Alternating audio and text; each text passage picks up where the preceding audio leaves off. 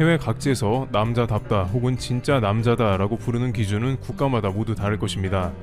그러나 놀랍게도 지역과 문화, 종교까지 모두 각각 다른 지역에서 한국인들이 유독 진짜 남자였다 라고 기억하면서 심지어 수십 년이 지난 지금 아직까지도 한국 남자들을 상남자로 인정하는 국가들이 있습니다.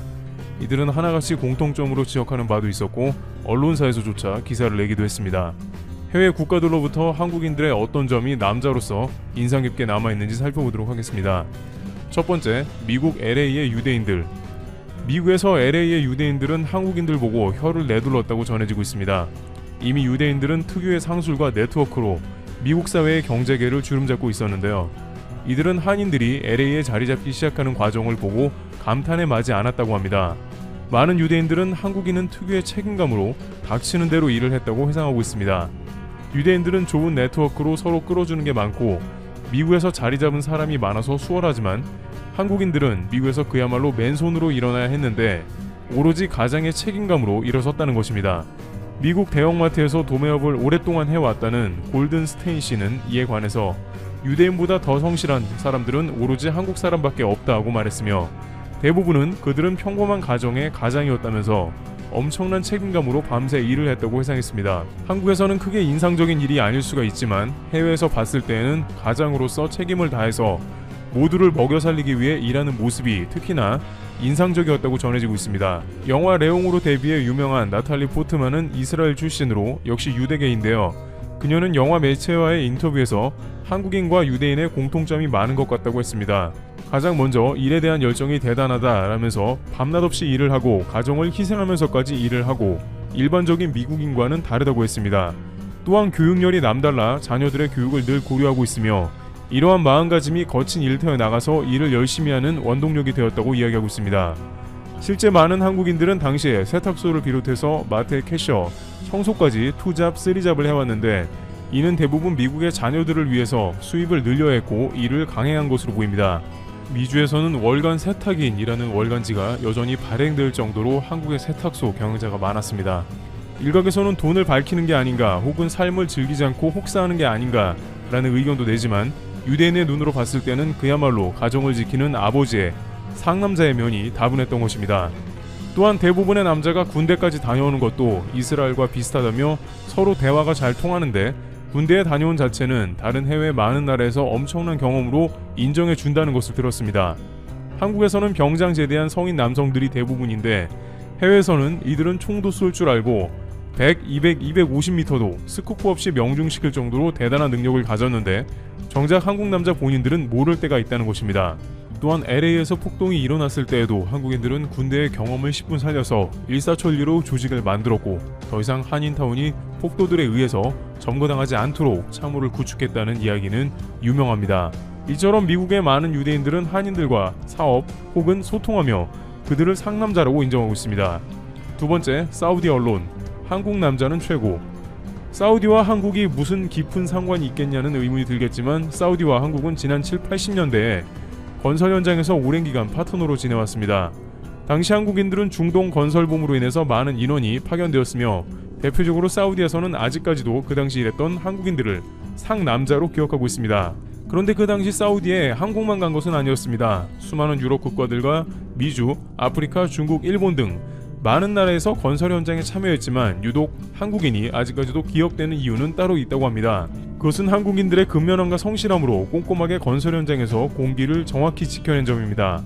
실제 사우디의 최대 영자 일간지 데일리 아랍에 따르면 당시에 압둘라 국왕이 해외 업체 대규모 인프라 공사를 발주했지만 대부분 공기를 맞추지 못했고 완성된 인프라 품질이 떨어지는 문제가 발생했는데 한국인들은 어떻게든 간에 사막의 모래폭풍에 맞서 제 시간에 뭐든 만들어냈다고 회상하고 있습니다.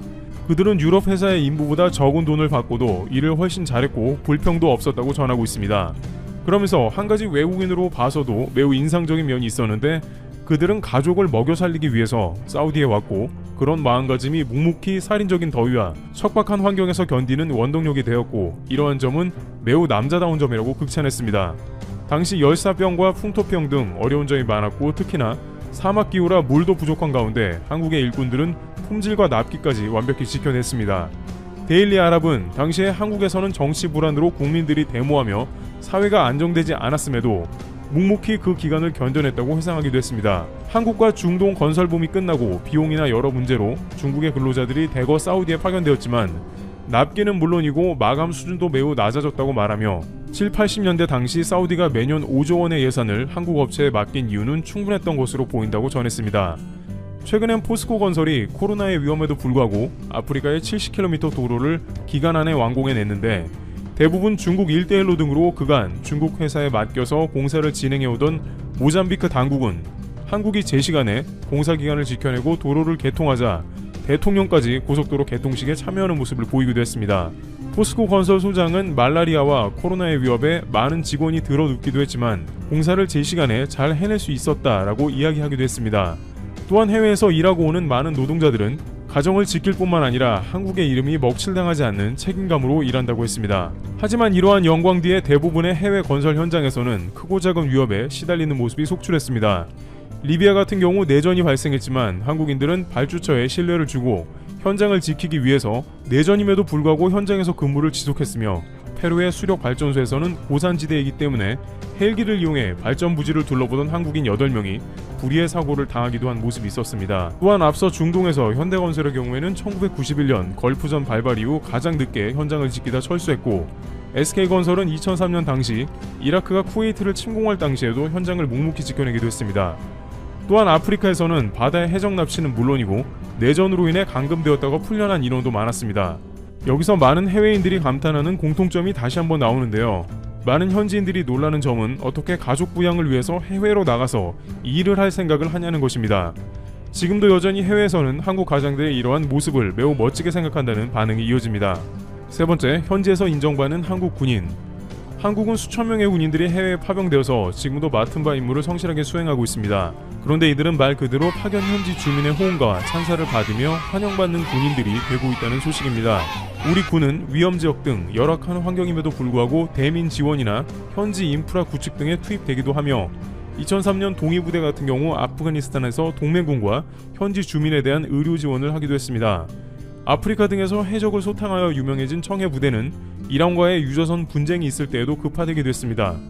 이들은 모두 한국이 위협당할 때 지체하지 않고 곧바로 해당 지역에서 평화를 위해 나섰던 것이죠. 또한 과거 자이툰 부대는 전후 어려움이 있는 이라크의 평화 재건을 위해 파견되었으며 현지의 주민들은 물론 이라크 당국에게도 인정을 받았습니다. 당시 쿠르드 지방정부의 내무장관은 우리 모두가 한국 군인을 동맹군 이상의 친구이자 쿠르드의 일부라고 생각하고 있으며 자이툰 부대가 계속 주둔해서 지원해주길 희망한다며 계속해서 한국군이 머물러주기를 요청하기도 했습니다. 해외 파병은 단순히 이뤄지는 것이 아니라 국가의 이익과도 결부된 복합적인 결정인 사안임을 봤을 때 나라를 위해 나서준 군인들은 해외에서도 인정할 수밖에 없습니다. 최근 한국과 동맹관계가 깊어가는 아랍에미리트의 무함마드 왕세자는 많은 나라가 양국 관계를 질투하고 있다고 전하며 특히 아크 부대 주둔을 부러워하는데 어떻게 한국을 설득해서 아크 부대가 주둔한지 궁금해한다라면서 많은 이들이 한국의 부대를 극찬하는 모습입니다. 이와 같이 한국에서는 당연히 일하는 것으로 생각하나 해외에서는 가정을 지키고 국위 선양하는 한국인을 정말 남자답다고 기억하는 경우가 많았습니다. 한국의 아버지들, 가장들의 책임감이 많은 사람들로 하여금 진짜 남자라는 상남자 소리를 듣게 하고 있습니다.